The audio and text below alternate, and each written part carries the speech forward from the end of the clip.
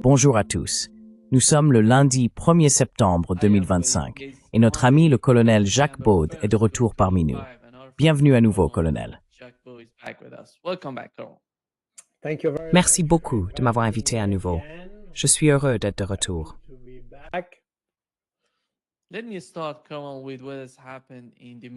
Permettez-moi de commencer, colonel, par ce qui s'est passé au Moyen-Orient concernant le Yémen. Les Israéliens ont attaqué le Yémen et tué le Premier ministre yéménite ainsi que son cabinet. Les Houthis ont déclaré qu'il s'agissait d'une nouvelle forme d'escalade et qu'ils allaient faire de même contre Israël. Ils ont déjà attaqué un pétrolier israélien en mer Rouge. Comment pouvons-nous comprendre la situation du point de vue israélien, leur façon de penser, leur manière d'escalader la situation contre les Houthis? Parce que c'est quelque chose de nouveau. Nous n'avons jamais vu ce genre d'action auparavant. Ils ont attaqué l'Iran et voulu assassiner la direction iranienne. Mais l'attaque contre les Houthis, comment cela va-t-il influencer l'état d'esprit au Yémen pour combattre Israël?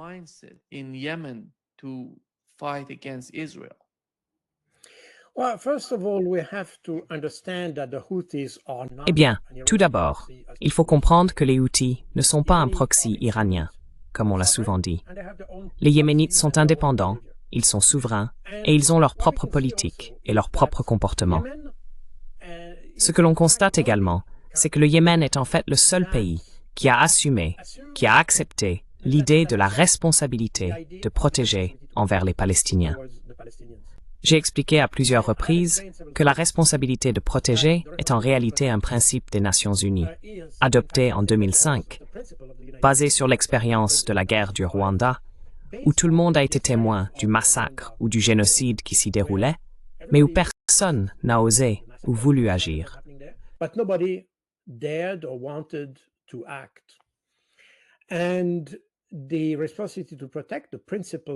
Et la responsabilité de protéger, le principe de la responsabilité de protéger, ou R2P, ce principe de R2P a été créé pour donner à la communauté internationale un instrument permettant de réagir à de telles situations. La R2P repose sur 3 piliers, comme on peut le voir sur le site des Nations Unies. Pour ceux que cela intéresse, vous pouvez consulter la responsabilité de protéger et les 3 piliers. Le premier est que chaque pays, chaque État, est responsable de la sécurité et de la sûreté de ses propres citoyens. Il a donc la responsabilité de résoudre le problème à l'intérieur de sa propre juridiction, si l'on veut. Le deuxième pilier est le devoir de la communauté internationale d'aider un pays à résoudre son problème interne afin de protéger sa population.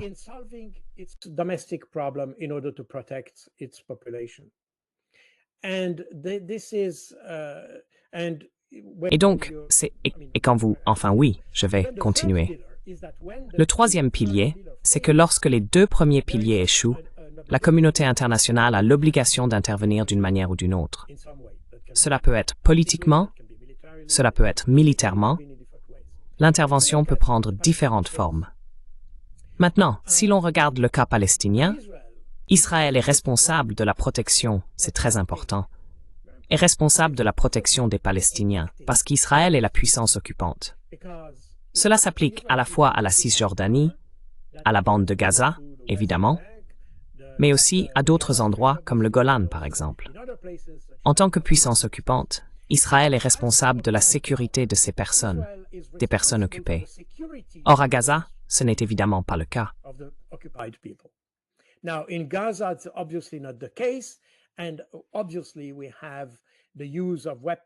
Et évidemment, nous avons l'utilisation d'armes qui ne sont clairement pas là pour protéger la population, mais au contraire, pour maximiser le nombre de victimes. Et tout cela. Cela signifie donc que le premier pilier de la R2P n'a pas été respecté avec Israël et la Palestine. Le deuxième pilier, l'obligation de la communauté internationale d'assister le gouvernement, correspond en fait à l'ensemble des résolutions et condamnations de l'ONU adoptées par diverses organisations internationales, y compris la Cour internationale de justice, par exemple, qui a jugé que l'occupation du territoire palestinien était illégale et que les Israéliens devaient évacuer ou retirer les résidents israéliens de ces territoires occupés.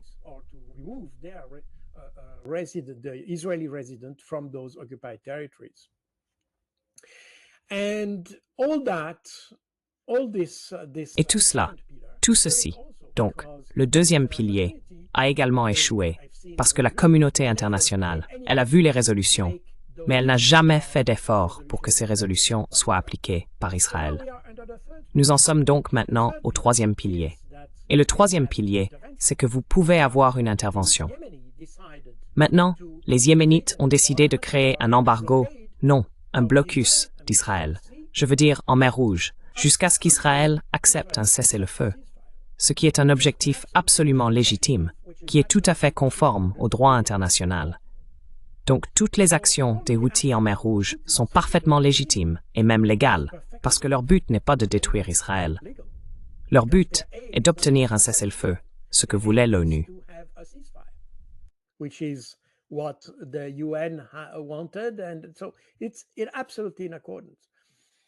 Et donc, c'est tout à fait conforme. Le problème ici, c'est qu'aucun autre pays arabe, à l'exception possible de l'Iran, mais encore une fois, l'Iran n'est pas un pays arabe, soit dit en passant. Mais en dehors de cela, il y a d'autres enjeux qui sont évidemment en jeu. Lorsque vous avez eu les différents échanges de missiles et de drones entre Israël et l'Iran, l'année dernière en avril, puis en octobre, puis en novembre, et au début de cette année en juin, cela n'était pas directement lié à la situation palestinienne. En fait, c'était plutôt une manière pour Israël de détourner l'attention de la situation palestinienne et d'une certaine façon de faire monter l'escalade du conflit. Donc nous avons affaire à quelque chose d'un peu différent avec l'Iran. Mais la routine.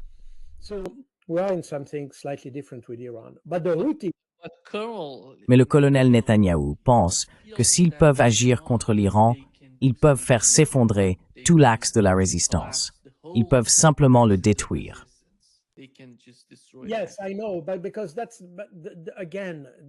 Oui, je sais. Encore une fois, c'est un peu le même type de rhétorique que l'on retrouve avec l'Ukraine contre la Russie. Le problème, c'est que la direction israélienne, tout comme la direction ukrainienne d'ailleurs, est piégée dans son propre récit. Et ils ont créé un récit basé sur Dieu sait quoi, et ce n'est pas fondé sur des faits. C'est aussi la raison pour laquelle j'ai dit que les Houthis ne sont pas un proxy de l'Iran. Ils ont une politique indépendante. C'est très important. Et probablement même que les Iraniens ne voulaient pas, au début, que les Houthis frappent Israël, comme ils l'ont fait, car cela compliquerait la relation avec l'Iran. Parce que, comme vous l'avez dit, Israël considère l'Iran comme la pierre angulaire de tout l'axe de la résistance, ce qui n'est pas tout à fait vrai.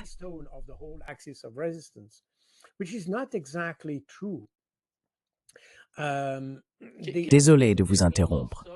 Peut-on dire la même chose à propos du Hezbollah au Liban? Parce qu'il me semble que de la même manière, le Hezbollah reçoit le soutien de l'Iran, mais qu'il reste indépendant dans ses décisions.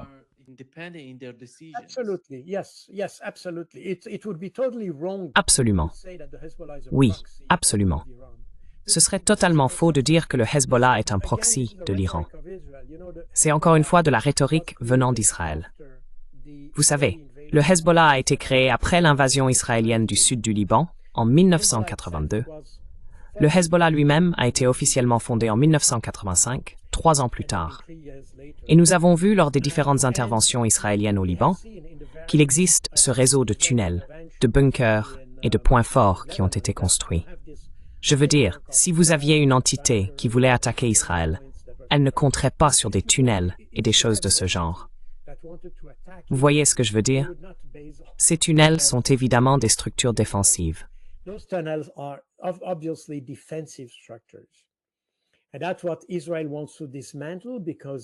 c'est cela qu'Israël veut démanteler, car ils affirment désormais que le Sud-Liban appartient à Israël et souhaitent y établir une zone tampon. La communauté internationale joue le jeu d'Israël sur ce point, ce qui est assez surprenant. Mais le Hezbollah n'a aucune revendication territoriale. Ils ne sont pas palestiniens. Ils n'ont aucune revendication territoriale envers Israël. Je veux dire, il y a quelques mètres carrés, ou probablement kilomètres, quelques kilomètres carrés Les fermes de Sheba et quelques points le long de la frontière qu'Israël a effectivement pris au territoire libanais.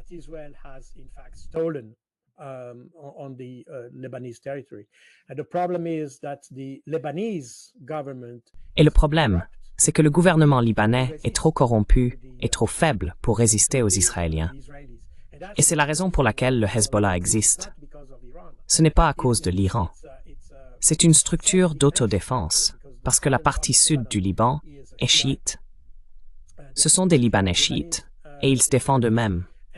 Et même en 1982, comme je l'ai dit, c'est ce qui a poussé à la création du Hezbollah. Le fait est qu'en 1982, le but de l'invasion israélienne était l'OLP. Donc si vous voulez, je peux résumer de façon extrêmement simple. Les Palestiniens étaient sunnites, pas chiites.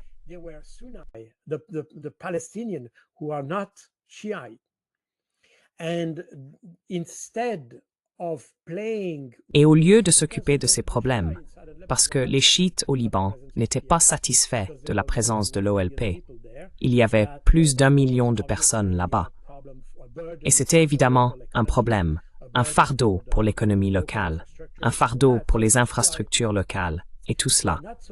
Donc les chiites n'étaient pas très heureux d'avoir les Palestiniens. Et lorsque les Israéliens sont entrés au Liban, les chiites ont en fait accueilli les Israéliens. Mais les Israéliens, au lieu d'utiliser cela ou d'exploiter les tensions internes au Liban, ne l'ont pas fait. Ils ont dit, eh bien, ce sont tous des Arabes. Encore une fois, c'est toujours la même chose. Les Israéliens n'ont pas de racines, je le souligne 2 fois, pas de racines, au Moyen-Orient. Les 2000 ans et tout cela, ce n'est qu'un fantasme.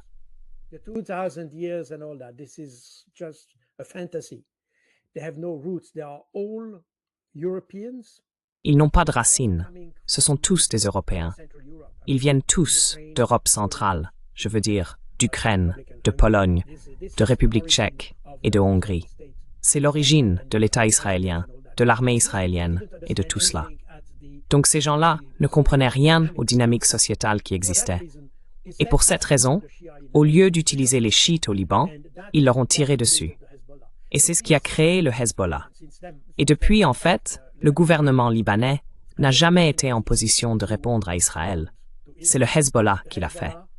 Et la raison pour laquelle le Liban n'est pas capable de répondre à Israël, c'est parce qu'il est trop corrompu. Alors que dans le Hezbollah, bien sûr, ils sont tous chiites. Ils sont tous animés par le même esprit. Et la corruption n'est pas un problème dans ce contexte. Et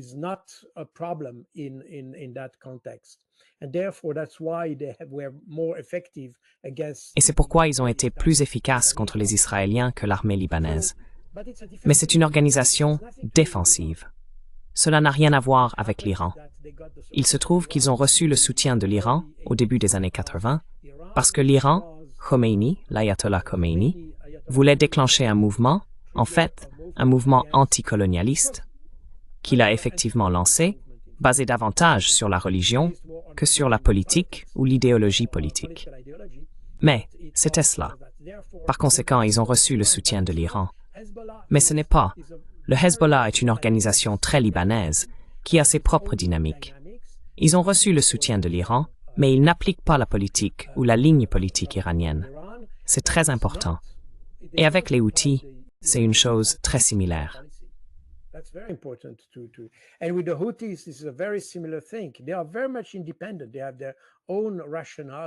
Ils sont tout à fait indépendants. Ils ont leur propre logique et tout cela. Maintenant, pour revenir aux Houthis, ils ont mené des actions assez efficaces et je dirais assez impressionnantes contre Israël. Et je dis impressionnantes parce qu'ils n'ont pas été dissuadés, même pas par les Américains. C'est notable, car évidemment d'autres pays arabes ont peur des Américains. Mais le courage des Houthis est, à mon avis, exemplaire, vraiment, car ils n'ont fondamentalement aucun problème direct avec Israël. C'est justement cela. Ils luttent contre l'injustice et l'absence de droit de la part d'Israël, l'absence de respect du droit international par Israël, et l'anarchie. Et c'est la logique des Houthis.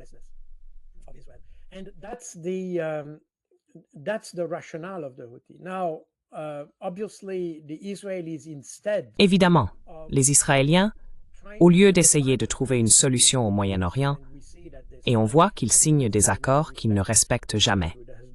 Cela s'est produit avec le Hezbollah l'année dernière, en novembre, lorsqu'ils ont signé le cessez-le-feu avec le Hezbollah. Ils n'ont respecté aucune des clauses de ce traité. Ils ont signé, sous la pression des Américains, en février, un cessez-le-feu avec les Palestiniens. Ils ne l'ont pas respecté non plus.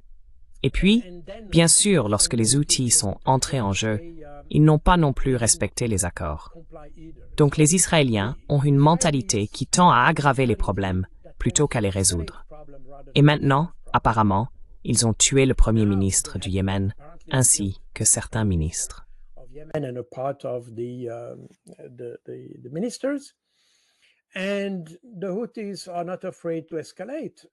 Et les Houthis n'ont pas peur d'escalader.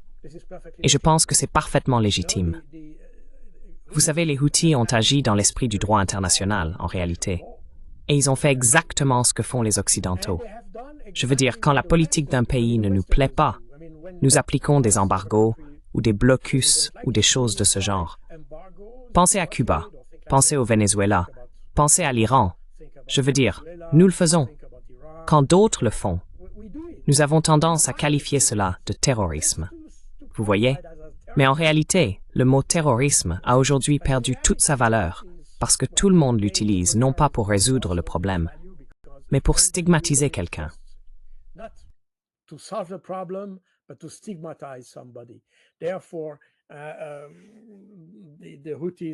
Par conséquent, les Houthis ont compris cela, et c'est pourquoi ils appliquent cette politique de la R2P à leur manière.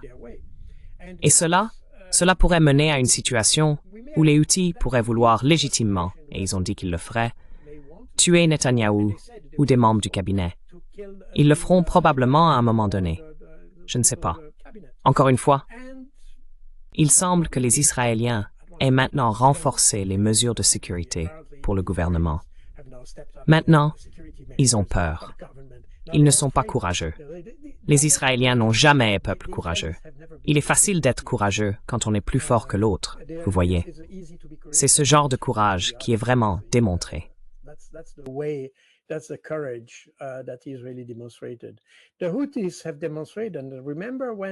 Les Houthis l'ont démontré.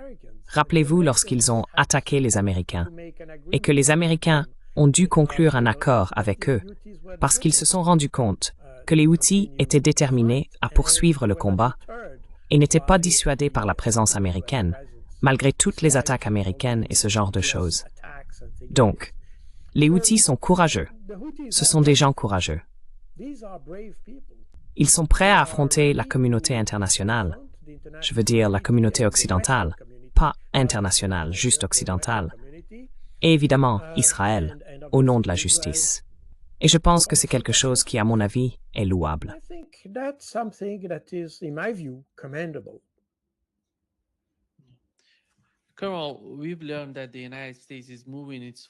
Colonel, nous avons appris que les États-Unis déplacent leurs forces et leurs armes en Irak vers les régions kurdes, des régions arabes vers les régions kurdes. Il semble qu'il se passe quelque chose au Moyen-Orient, et beaucoup de gens pensent qu'Israël attaquera l'Iran dans un avenir proche. Voyez-vous une issue différente pour Israël? Parce que s'ils n'obtiennent rien de différent par rapport à ce qu'ils ont obtenu lors de leur première attaque contre l'Iran, que cherchent-ils? Je ne vois pas Donald Trump s'impliquer autant dans la guerre. Je ne vois tout simplement pas cela arriver. Il soutiendra Israël dans leur combat, peut-être en utilisant des avions de chasse pour aider Israël, mais rien. Il n'y a pas de changement substantiel dans la nature du conflit. Si Israël, je ne sais pas ce qu'il cherche. Quelle est votre compréhension de cela?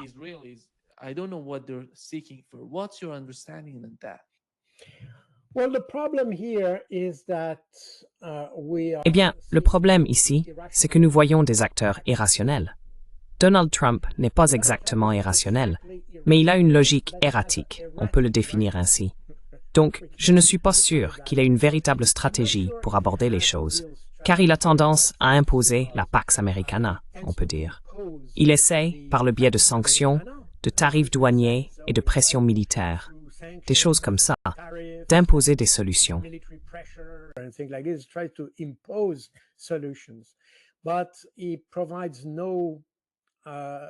Mais cela n'apporte aucune solution durable et à long terme au problème. Et de toute évidence, il n'a pas envie de s'engager dans un conflit au Moyen-Orient. C'est probablement vrai. Mais en même temps, vous savez, on disait la même chose en juin, et il est tout de même intervenu, parce que la pression aux États-Unis pour combattre l'Iran est énorme. Et c'est là que réside le facteur inconnu, car même si Donald Trump ne le souhaite pas, il pourrait être contraint d'entrer en conflit simplement parce qu'il y a des personnes promptes à dégainer comme Lindsey Graham, Richard Blumenthal, Mitch McConnell et d'autres, qui veulent clairement une confrontation générale. Ce sont aussi ceux qui, en réalité, ne soutiennent même pas Israël, car il s'agit des soi-disant sionistes chrétiens qui s'attendent à ce qu'Israël disparaisse afin de faire venir le nouveau Messie. Israel would disappear in order to have the new Messiah. You know, we are in a very strange. Again, we are in a very. Nous sommes dans une situation très étrange.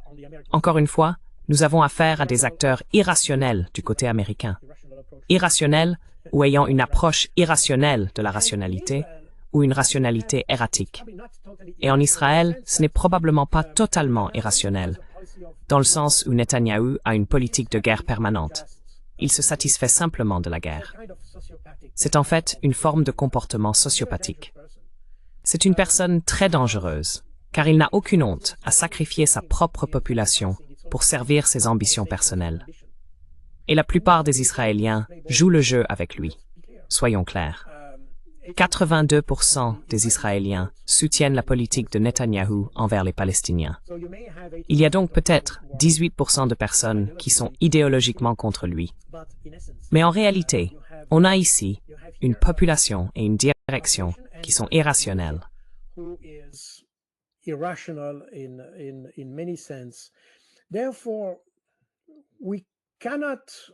Par conséquent, nous ne pouvons pas nous attendre à un calcul rationnel sur la manière de gagner une guerre ou des choses de ce genre. Ils essaieront certainement d'infliger le plus de dégâts possible, car c'est le but du jeu, au final. Ils veulent infliger le maximum de dégâts. Probablement les Iraniens, car les Iraniens comprennent beaucoup mieux les Israéliens que les Européens ne comprennent les Israéliens. Et les Iraniens comprennent beaucoup mieux les Israéliens que les Israéliens ne comprennent les Iraniens. Cela signifie que jusqu'à présent, on peut dire, dans les différents échanges de missiles que nous avons eus l'année dernière et cette année, que même s'il n'y a pas eu, eh bien, on ne peut pas parler de victoire décisive ou de choses de ce genre à cause de la destruction. La victoire ou la défaite, disons, probablement pas la victoire, mais la défaite était très évidente du côté israélien.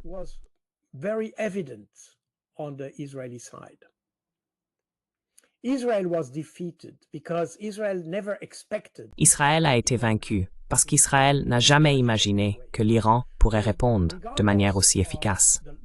Donc, quel que soit le niveau de destruction ou le nombre de victimes, d'ailleurs, les Iraniens sont capables de riposter sans faire de victimes, alors que les Israéliens n'en sont pas capables. Et cela montre aussi que les Iraniens sont bien plus aptes à planifier des opérations. Ils ont une planification stratégique bien plus approfondie que les Israéliens. Les Israéliens se contentent de tout détruire. C'est de la diversion. Ce n'est pas un pays qui a construit quoi que ce soit.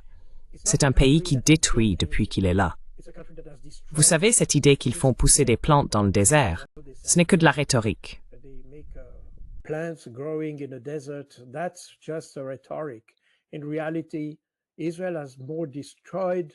En réalité, Israël a détruit plus qu'il n'a construit, et cela va continuer.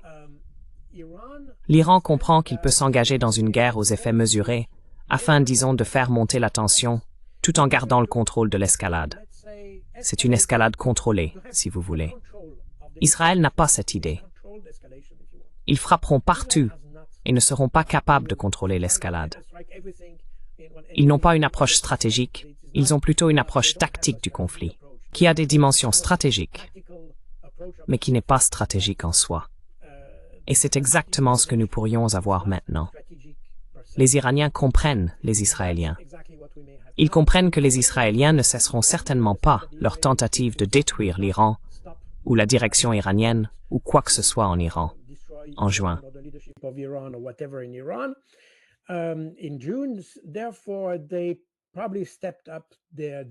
Par conséquent, ils ont probablement renforcé leur défense, renforcé leur capacité à frapper Israël. Et probablement, je veux dire, je ne sais pas, encore une fois, je ne suis pas iranien, j'ai dit qu'ils ont cette capacité à contrôler l'escalade, ce qui signifie qu'ils sont probablement bien plus sages que moi. Parce que je dirais que dans une telle situation, on pourrait estimer que, pour avoir la paix dans la région, il faudrait raser Israël, car c'est le seul pays qui a créé le conflit. On peut donc en arriver à ce genre de raisonnement. J'espère que ce n'est pas le cas. Mais étant donné qu'Israël a été incapable de respecter les traités qu'il a signés, n'a pas été capable de se conformer au droit international dans aucune situation, et a même tenté de justifier les crimes les plus terribles en mentant, en manipulant la perception et tout cela.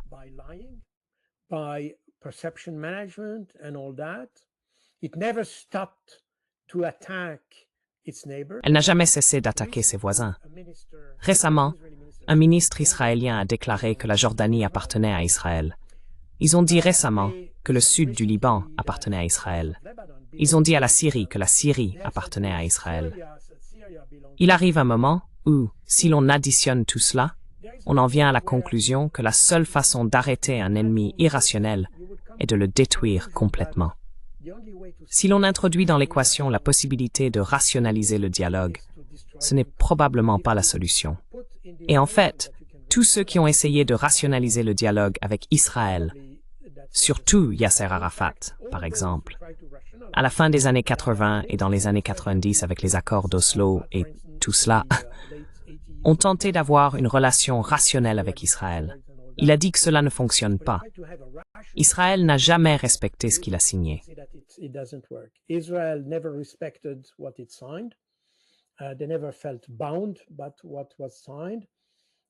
Ils ne se sont jamais sentis liés par ce qui avait été signé. Nous l'avons vu, évidemment, depuis octobre. Et il faut se rappeler que ce qui s'est passé en octobre 2023 n'est pas le début de quelque chose. C'est la conséquence de ce qui s'est passé auparavant. En fait, ce n'est que la dernière goutte d'eau qui a fait déborder le vase. La situation était devenue tellement intolérable pour les Gazaouis qu'ils ont dû agir. Et c'est là que le 7 octobre entre en jeu. Donc, le 7 octobre a été la conséquence de la politique israélienne, pas le début d'une nouvelle politique du Hamas ou de qui que ce soit d'autre. C'est très important à comprendre, mais Israël refusera de le comprendre.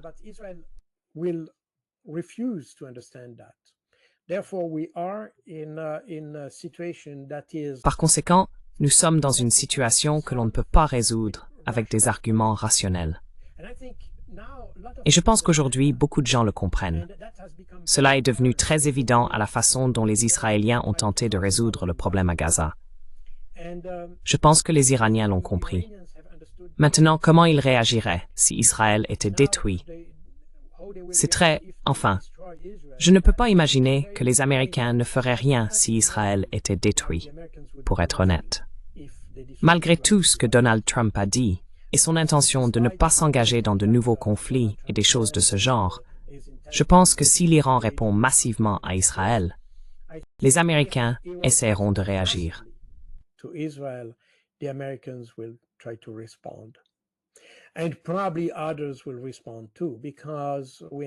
Et probablement, d'autres réagiront aussi, car nous assistons à cette tentative des Européens d'imposer de nouvelles sanctions à l'Iran. Et personne ne comprend vraiment quel est le but des Européens en faisant cela.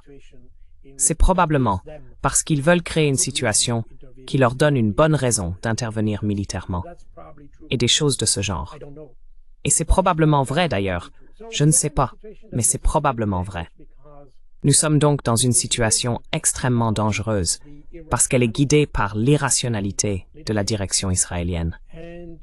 Et je dirais presque qu'il s'agit d'une sorte de mentalité autodestructrice que les Israéliens ont.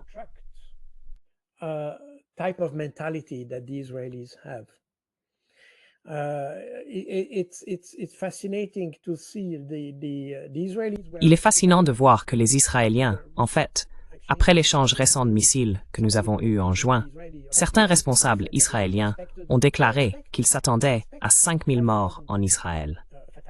Mais les Iraniens ont en réalité été beaucoup plus subtils et ont répondu de manière très ciblée sur des objectifs très précis, minimisant ainsi le nombre de victimes. Cela a surpris les Israéliens, car lorsqu'ils ont commencé à attaquer l'Iran, ils savaient qu'il y aurait une réaction, et ils étaient prêts à sacrifier 5000 Israéliens.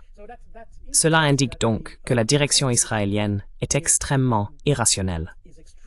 En plus du fait que, comme nous l'avons dit à de nombreuses reprises, l'Iran n'a jamais promis de détruire Israël ni de l'occuper.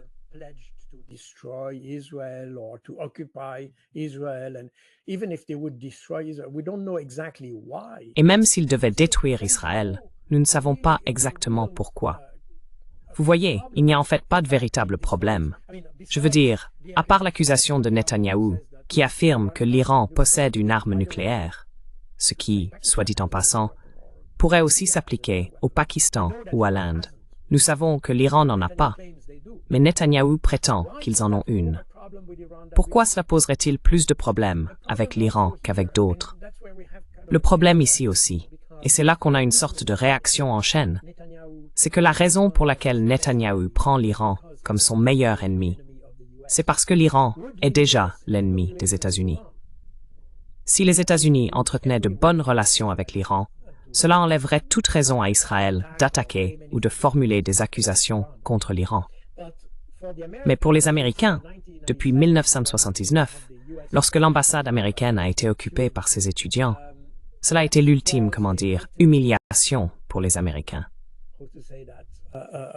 Et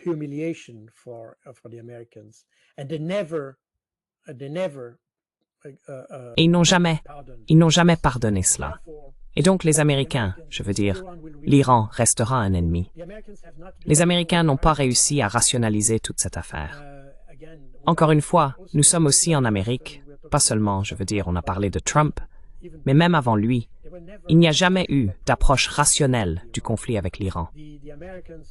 Les Américains ont toujours considéré, je veux dire, depuis 1969, les États-Unis n'ont jamais accepté l'Iran comme un partenaire possible. La porte est fermée. Et c'est un peu puéril, parce que si les Américains arrêtaient cette politique stupide de sanctions et d'imposer leurs lois partout, la vie serait plus facile partout où cela s'applique. Je veux dire, on a pu le voir avec la Chine et tout cela, parce que dans la plupart des cas, ce genre de comportement de la part des États-Unis repose sur de fausses hypothèses.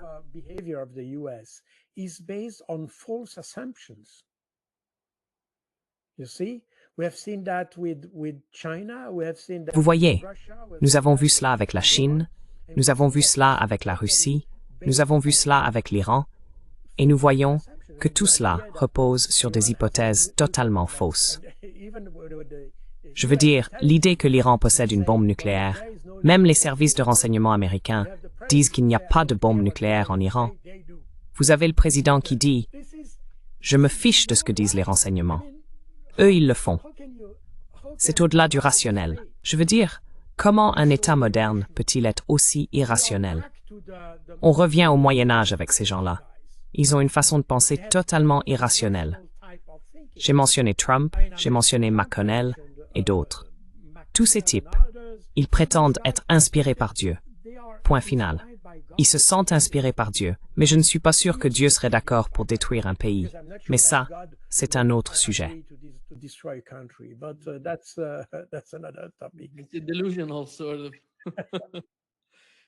C'est une sorte d'illusion. Carl, je pense que tu parles de l'irrationalité de l'état d'esprit en Occident. L'un des derniers exemples, c'est leur action contre l'Inde. Ils ont essayé d'imposer des droits de douane de 50% à l'Inde. Ils pensaient pouvoir faire quelque chose avec l'Inde pour faire pression sur la Russie.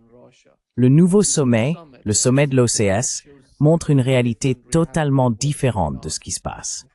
Et la façon dont les dirigeants occidentaux, je parle non seulement des Européens, mais aussi des États-Unis, se sentent d'une certaine manière en position de faire pression sur chaque pays et de les mettre à genoux.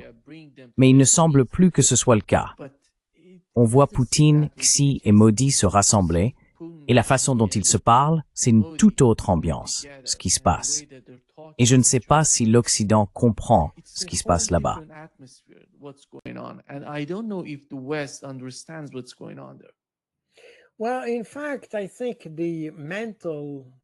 Eh bien, en fait, je pense que la posture mentale de l'Occident est restée bloquée il y a 50 ans. Je veux dire, on aurait pu avoir ce genre de comportement il y a 50 ou 40 ans. À une époque où le reste du monde, comme on l'appelle, n'était pas aussi développé technologiquement et ne disposait pas d'autant de capacités politiques, industrielles, économiques et scientifiques. Par conséquent, il était facile d'imposer la vision occidentale au reste du monde. Et c'est ce que nous avons fait de la Seconde Guerre mondiale jusqu'à il y a quelques années, en réalité. Parce que nous avions la technologie, nous avions le savoir-faire, nous avions les démocraties, nous avions ceci, nous avions cela, et nous pouvions facilement convaincre les autres que nous étions le moteur du monde. Mais avec l'émergence de la Chine en particulier, et dans un avenir proche, je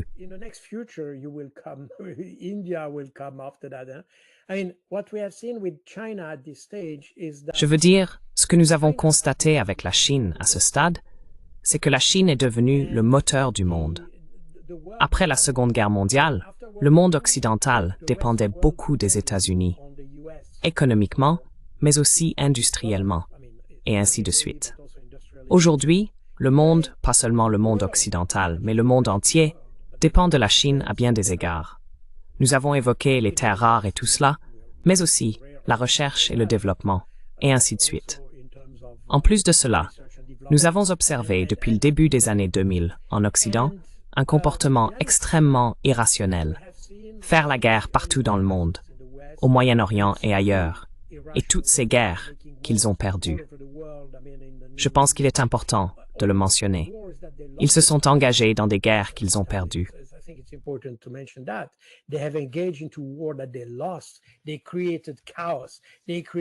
Ils ont créé le chaos.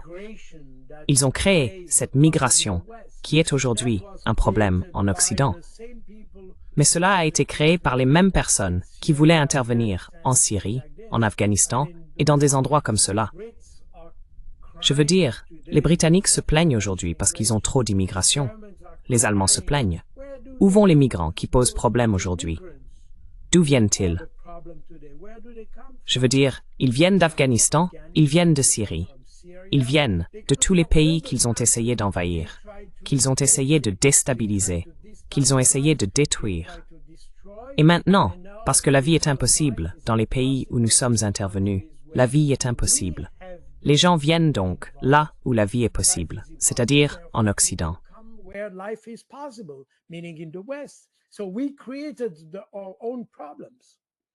Nous avons donc créé nos propres problèmes par manque d'anticipation. Et je pense que c'est quelque chose que les gens ont beaucoup de mal à reconnaître aujourd'hui, même en Occident. Personne, par exemple, quand on voit à Bruxelles, il y a des gens tués chaque jour par des gangs qui s'affrontent. Le trafic de drogue a atteint une ampleur considérable et c'est devenu un vrai problème pour les autorités belges. Et bien sûr, il y a beaucoup d'immigration dans ce pays. Mais ce qui est intéressant, c'est qu'ils constatent le problème. Il y a les meurtres, les fusillades, mais personne n'essaie de comprendre pourquoi cela s'est produit. Personne ne remet en question les politiques que nous avons appliquées, les politiques étrangères que nous avons menées, qui ont en fait conduit à la situation actuelle.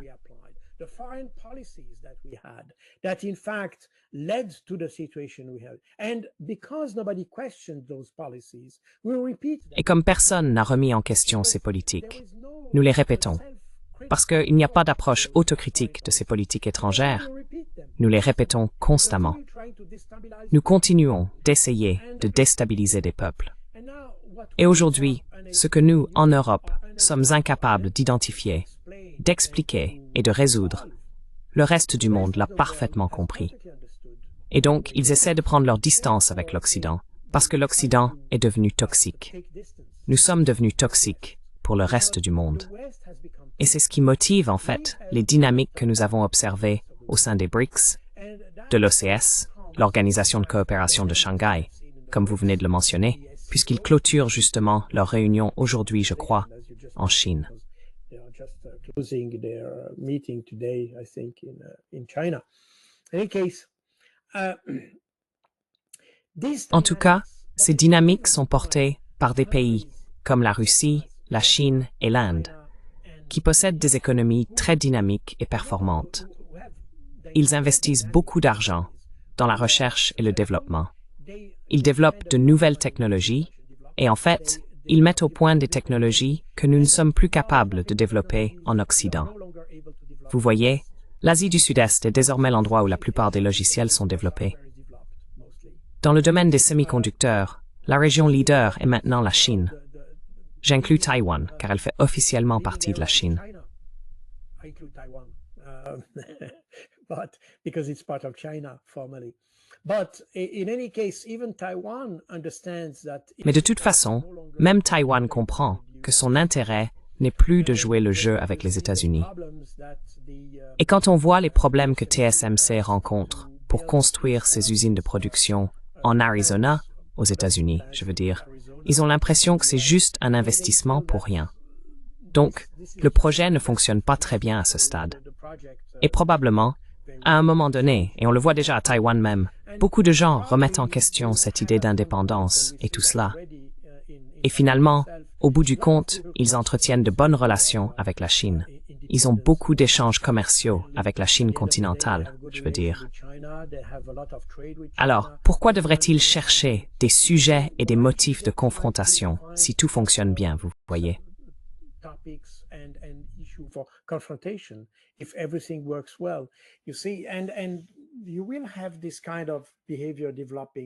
Et vous verrez ce genre de comportement se développer parce que l'Est, ou l'Eurasie, je dirais, réussit, contrairement à l'Occident, dont les économies, les sociétés, tout s'effondre. Vous voyez? Et même le développement technologique ne se fait plus en Occident, aujourd'hui. Il vient toujours de l'Est. Et les Japonais commencent à le comprendre. Les Coréens commencent à le comprendre. La seule chose qui maintient ces pays du côté de l'Occident, c'est la pression politique, voire militaire, et l'argent. Nous les achetons. Mais il viendra un moment où ces peuples comprendront qu'il ne suffit pas d'être acheté par l'Occident. L'Occident ne vaut pas la peine qu'on reste avec lui.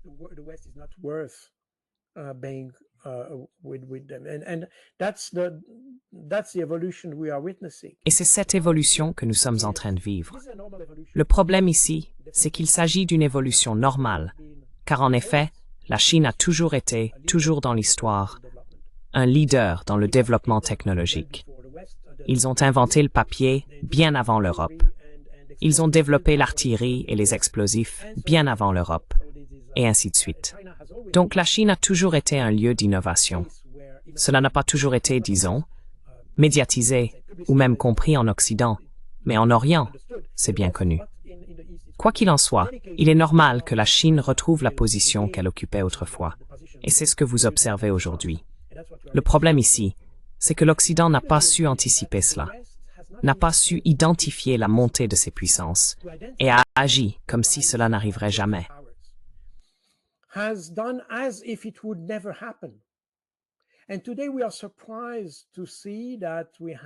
Et aujourd'hui, nous sommes surpris de voir Modi, Xi Jinping et Poutine se réunir et tenter de renforcer leur coopération mutuelle et tout cela. Mais tout cela aurait pu être détecté bien avant, anticipé. Nous aurions pu ajuster nos politiques étrangères, nos politiques commerciales, nos relations diplomatiques avec ces pays, afin de ne pas lutter contre cela, car c'est le sens de l'histoire. Il n'est donc pas nécessaire de lutter contre l'histoire, mais d'accompagner cette évolution et de tirer parti de cette évolution simplement en étant dans le sens de l'histoire. Et nous ne sommes pas capables de le faire parce que, encore une fois, nous sommes enfermés dans notre récit. Nous sommes enfermés dans cette idée que nous sommes les seuls à détenir la vérité. Nous sommes les seuls à avoir la bonne compréhension de la démocratie.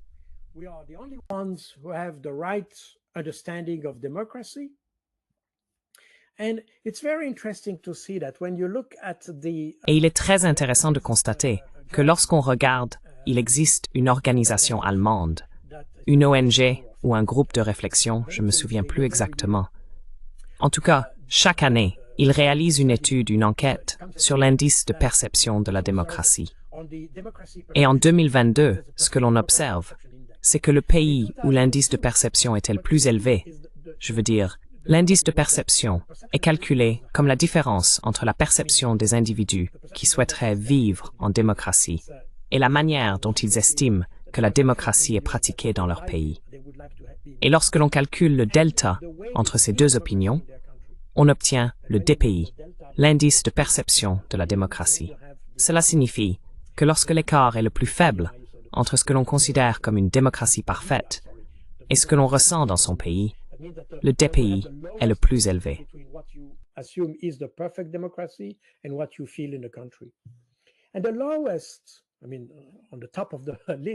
Et le plus bas, enfin, en haut de la liste, si vous voulez, c'était la Chine.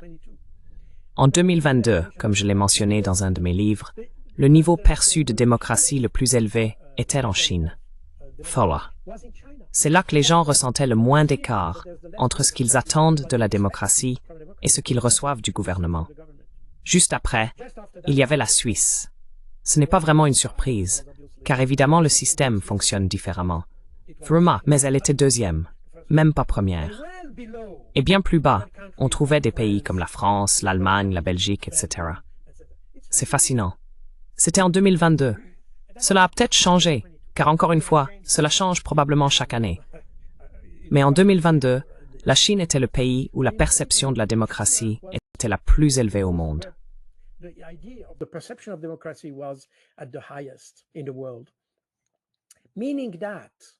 Cela signifie que lorsque nous essayons d'imposer un système, probablement, je veux dire évidemment, franchement d'ailleurs, parvenir à cela, c'est incroyable en Chine avec la taille de leur population, de réussir à créer ce genre de sentiment parmi les gens.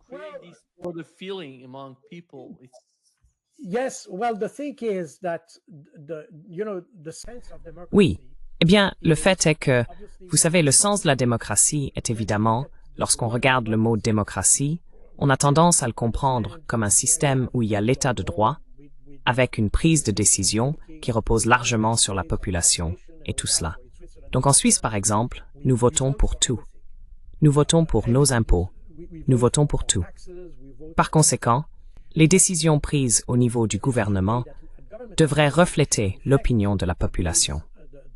Et c'est probablement la compréhension traditionnelle du mot « démocratie » où les gens peuvent décider de leur propre destin, et cela servira de base à la politique gouvernementale. C'est la compréhension traditionnelle. Mais vous pouvez avoir d'autres perceptions. That's the traditional understanding. But you may have other perception. That's exactly what's happening in China. C'est exactement ce qui se passe en Chine. Le problème, c'est que lorsqu'il n'y a qu'un seul parti, le Parti communiste, ce n'est pas en soi un signe de démocratie, car il n'y a pas cette pluralité. Mais en même temps, lorsque ce parti parvient à remplir précisément ce que veut la population et s'assure que celle-ci obtient ce qu'elle souhaite, cela signifie que, pour la population, oui, on ne leur a pas demandé leur avis. Oui. Ils n'ont pas pu décider eux-mêmes de ce que fait et décide le gouvernement. Mais en même temps, si le gouvernement dispose de suffisamment de capteurs au sein de la population pour adopter des politiques qui sont ajustées à ce que la population veut et dont elle a besoin, alors les gens ont le sentiment que c'est de la démocratie.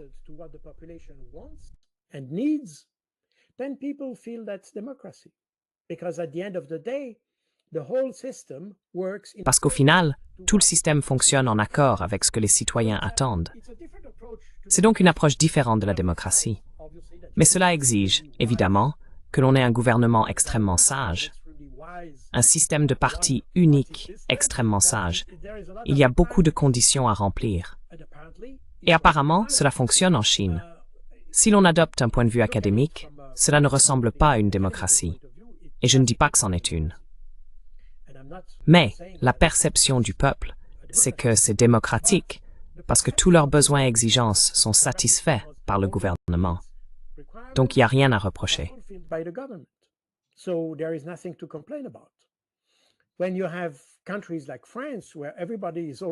Quand on a des pays comme la France, où tout le monde se plaint tout le temps de tout, on n'a certainement pas une démocratie parfaite. En fait, la France est une monarchie, mais c'est une monarchie élective. La France est quelque chose de différent. Mais en tout cas, on constate qu'aucune des exigences de la population n'est satisfaite. Le gouvernement fait ce qu'il veut et ne tient aucun compte de ce que veut la population. Et c'est la raison pour laquelle la France est très mal classée dans cet indice de perception de la démocratie chaque année. La Chine est toujours dans le haut du classement. Donc le problème ici n'est pas vraiment de savoir qui a le meilleur DPI ou des choses comme ça.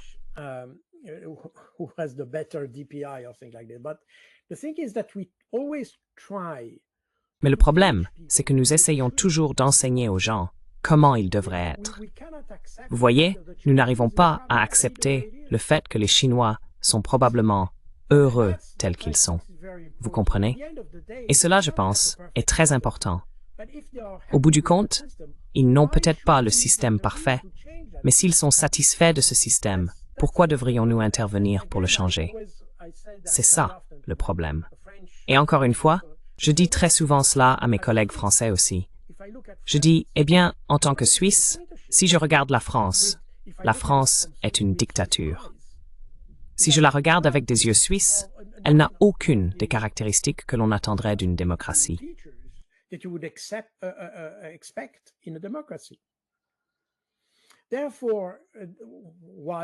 Donc, pourquoi, je veux dire, un Suisse pourrait décider de changer, de renverser le gouvernement en France et de le remplacer? Bien sûr, la Suisse ne fera pas cela, et nous sommes trop petits pour le faire. Mais vous savez, qu'est-ce qui nous donne le droit d'essayer de changer les gouvernements? Si les Français sont satisfaits ainsi, c'est leur affaire. Moi, je ne le serai pas. Mais s'ils sont heureux, c'est leur problème. Et si les Chinois sont satisfaits de leur situation, eh bien, soit. Pourquoi essayons-nous de la changer? Et, vous savez, j'ai remarqué cela quand j'étais en Afrique. J'ai passé plusieurs années en Afrique. Et, en raison de la nature de mon travail, je n'étais pas toujours dans les grandes villes, mais surtout dans les zones reculées, où il y a des guerres et des conflits.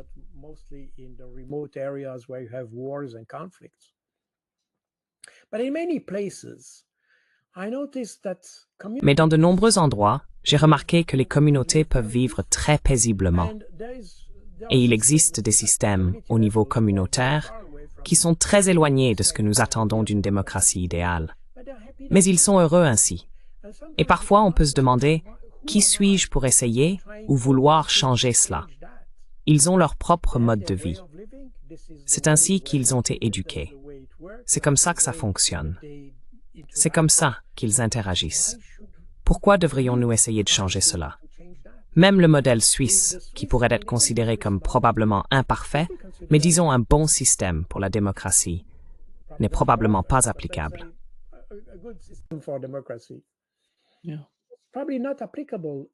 C'est une meilleure personnellement et cette démocratie en Occident.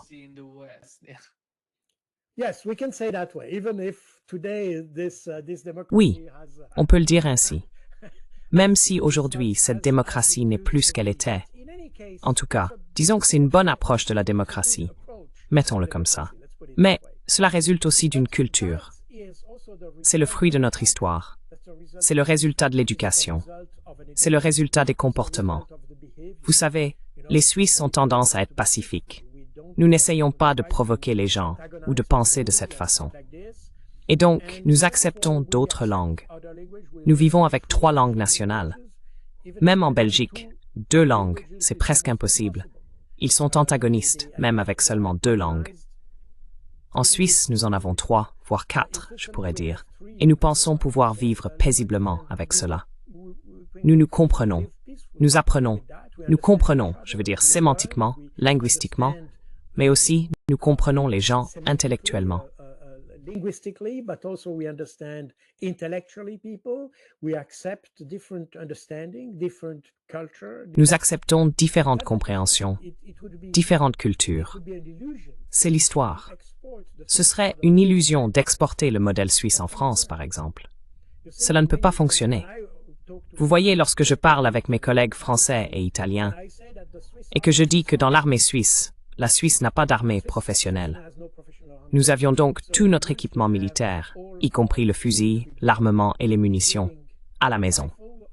Ainsi, chaque citoyen, lorsqu'il fait son service militaire, rentre chez lui avec tout son équipement militaire, combinaison NBC, tenue de combat, tout, plus son fusil d'assaut et les munitions correspondantes. Et il les garde chez lui. Maintenant, quand vous dites cela en Italie ou en France, ils répondent « Eh bien, si vous faisiez cela chez nous, il y aurait une révolution le lendemain. »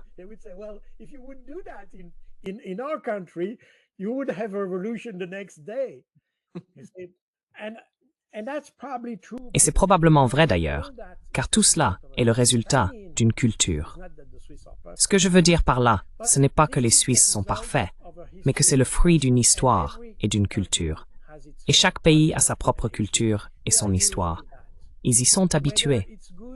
Que ce soit bien ou mal, vous savez, c'est pas la question. C'est leur façon de faire. Et nous devrions avoir l'honnêteté intellectuelle d'accepter leur manière d'être. Et s'ils ont besoin de s'améliorer, ils s'amélioreront, tout comme nous avons dû nous améliorer. Je veux dire, la Suisse a été créée en 1291. Elle a évolué depuis. Nous avons eu des guerres, nous nous sommes battus les uns contre les autres, nous avons eu des batailles, nous avons eu des révolutions. Nous avons connu tout cela pendant plus de 700 ans.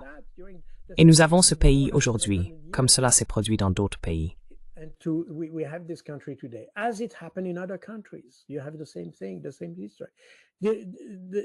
Vous avez la même chose, la même histoire. L'histoire d'un pays ou d'une société est faite d'ajustements et de réajustements constants. Et laissez-les faire cela. Pourquoi devrions-nous provoquer cela? Pourquoi devrions-nous avoir des gens, des forces spéciales, des services spéciaux, qui essayent de subvertir des gouvernements en promouvant le terrorisme et des choses de ce genre? Je veux dire, il y a des pays comme le Royaume-Uni, la France et les États-Unis qui promeuvent le terrorisme.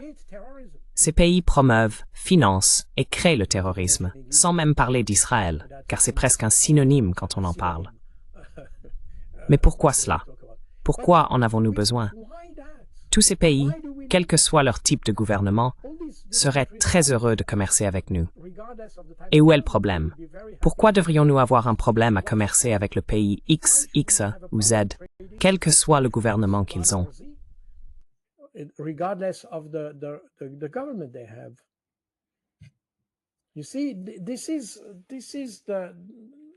Vous voyez, c'est là le problème. Nous n'avons pas la sagesse en Occident de comprendre cela. En conséquence, nous sommes surpris par ce qui se passe en Eurasie, je veux dire, dans le reste du monde en général. Les sanctions, taxes ou tarifs appliqués au Brésil sont un bon exemple du mauvais comportement de l'Occident.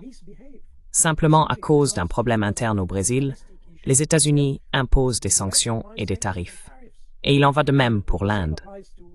Vous avez posé cette question, et pour l'Inde, il est clair qu'en raison de la taille de son économie, des défis internes, avec une population très pauvre et la nécessité de développer une économie dans un cadre social qui n'est pas très riche, alors bien sûr, commercer du pétrole avec la Russie est d'une certaine manière une question de survie.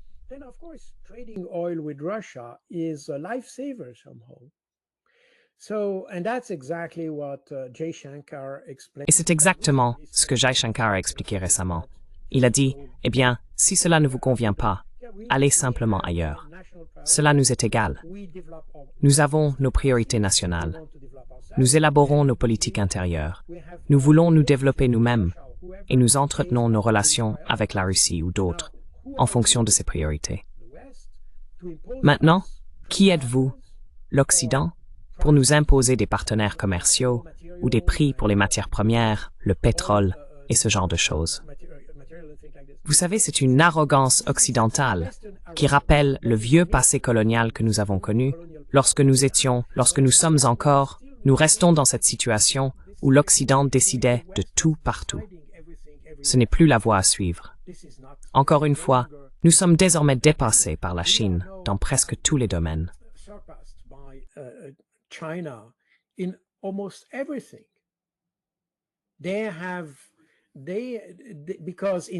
Parce qu'au lieu de faire la guerre partout dans le monde, Ils ont investi dans la recherche et le développement. Ils ont investi dans l'éducation. Le système éducatif que nous avons en Occident est en train de s'effondrer. Aux États-Unis, il y a à peine des gens qui peuvent, je veux dire, à part ceux qui sortent de ces grandes universités. Les autres comprennent à peine le monde et ne savent probablement même pas lire. Et nous avons le même problème en Occident. Je veux dire, en France, en Belgique, beaucoup de gens ne savent même pas lire ou écrire leur propre langue. Et ne parlons même pas de l'arithmétique ou de choses comme ça. Les gens ne sont pas capables d'additionner deux nombres. Ils ont un téléphone portable pour ça aujourd'hui. Donc, se reposer exclusivement sur les téléphones portables pour faire tourner une économie signifie que le niveau intellectuel global de la société s'effondre.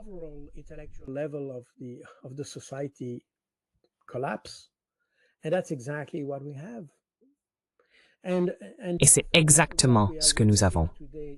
Par conséquent, ce que nous observons aujourd'hui en Europe n'est pas seulement la conséquence de politiques mal avisées que nous avons adoptées après février 2022, avec l'opération militaire spéciale russe, mais cela reflète aussi les politiques erronées que nous suivons depuis au moins 25 ans.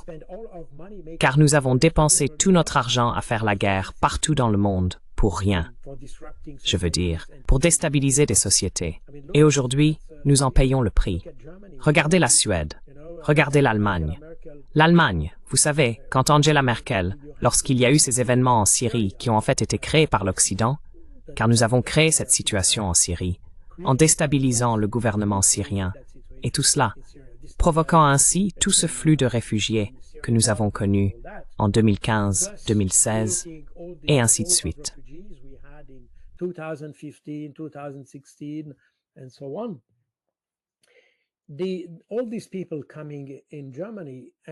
Toutes ces personnes sont arrivées en Allemagne, et Angela Merkel a même utilisé cette expression célèbre, Wir schaffen es, ce qui signifie « nous pouvons le faire », pour accueillir ces personnes, environ 1 million de réfugiés. Mais aujourd'hui, ils en paient le prix, car lorsqu'un million de personnes arrivent, cela change aussi la structure de la société. Toute la logique de la société évolue, non seulement parce qu'une autre culture arrive, mais aussi parce que les relations entre les gens changent. Lorsqu'il y a un afflux massif de personnes venant de l'extérieur, avec une mentalité totalement différente, une autre façon de penser, etc., cela crée les bases de ce que j'appellerais le communautarisme. Je ne suis pas sûr que le mot existe en anglais. Mais cette idée selon laquelle les groupes ont tendance à s'isoler les uns des autres, et l'on crée des sociétés dans la société. And you create societies within the society. That's exactly what you have in France, for instance. C'est exactement ce que vous avez en France, par exemple. Et lorsqu'une société existe au sein d'une autre société, il devient très difficile d'avoir un développement homogène et harmonieux, car alors, cette société minoritaire a tendance à prendre trop de place. Et vous voyez cela en Suède. Maintenant, ils essaient de se débarrasser de tous ces migrants qu'ils ont accueillis en 2015, 2016, 2017. Cela était dû à une mauvaise compréhension de ce qui se passait en Syrie.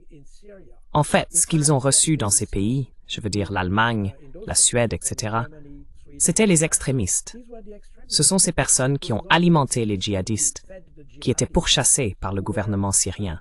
Et bien sûr, ils ont fui vers l'Occident et sont venus en Suède. Donc la Suède n'a pas accueilli le meilleur de la société syrienne.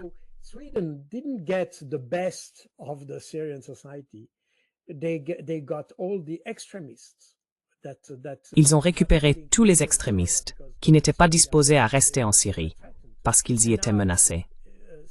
Et maintenant la Suède en fait exactement l'expérience. C'est une totale incompréhension de la situation. Et c'est quelque chose de très frappant. Encore une fois, je l'ai dit à de nombreuses reprises. Comme l'indique mon titre à l'écran, vous voyez « Ancien renseignement, renseignement stratégique ». Le but du renseignement stratégique est précisément de détecter cela, d'alerter le gouvernement, d'expliquer au gouvernement quelle est la situation. Donc, ce que nous voyons aujourd'hui en Allemagne, en Suède, en France et dans d'autres pays indique que leurs services de renseignement ne sont clairement pas à la hauteur. Ils sont incapables d'évaluer la situation. They're incapable of assessing the situation. They have been incapable of assessing the Ils ont été incapables d'évaluer la situation telle qu'elle était. Et maintenant, ils sont surpris. Et maintenant, ils sont biaisés et appauvris. Car l'évaluation qu'ils avaient faite à l'époque s'est transformée en problèmes de sécurité, des problèmes de sécurité intérieure dans ces pays. Nous en sommes donc exactement là. Cette incapacité à anticiper les problèmes, à comprendre les choses telles qu'elles sont et non telles que nous voudrions qu'elles soient. Vous voyez, c'est exactement ça le problème. Et cela explique précisément pourquoi l'Occident s'effondre aujourd'hui. Parce que nous avons rompu tous les liens avec ces peuples. Avec la Chine, parce que c'est une dictature. Avec la Russie, parce que c'est une dictature. Avec Modi, parce que c'est une dictature. Ou parce qu'ils soutiennent des dictatures. Et bien sûr, l'Iran et tout cela.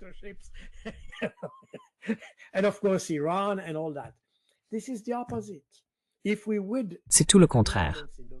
Si nous avions de l'influence dans ces pays, si nous aidions ces pays à se développer de manière harmonieuse, nous devrions au contraire entretenir de meilleures relations avec eux, avoir des relations commerciales normales, traiter ces personnes comme des gens normaux, en acceptant qu'ils puissent être différents.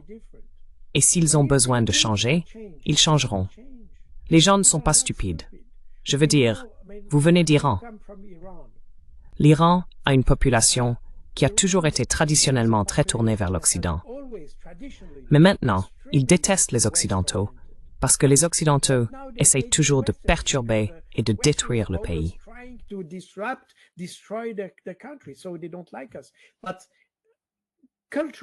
Donc, ils ne nous aiment pas. Mais culturellement, la société iranienne est très orientée vers l'Occident. Et cela s'applique à tout le monde. Cela s'applique à la direction du pays.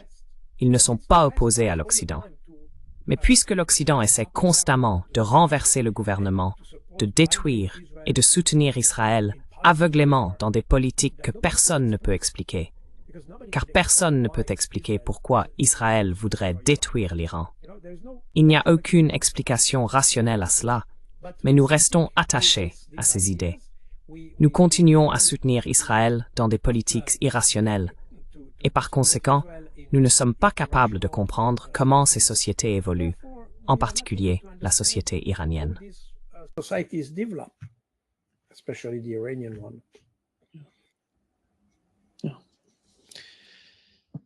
Merci beaucoup, colonel, d'être avec nous aujourd'hui. C'est toujours un grand plaisir. That was my pleasure. Thank you very much. Ce fut un plaisir. Merci beaucoup.